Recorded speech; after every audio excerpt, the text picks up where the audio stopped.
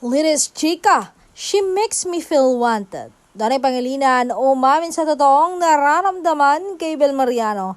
Mas lalang ginilig ang fans matapos umani ng atensyon ang pahayag ni Donay Pangilinan tungkol sa relasyon nila ni Bel Mariano, kung saan sinabi niya ang linyang "She makes me feel wanted." Dahil dito, marami ang naniniwala na may lalim na ang kanilang ugnayan, lalo na't kapansin-pansin umano ang sweetness at pagiging comfortable o komportable nila sa isa't isa sa mga recent appearance at live sessions. Marami ring fans ang nagsabing ramdamang sincerity sa pahayag ni Donny Pangilinan dahilan upang mas lalo pang suportahan ang dalawa.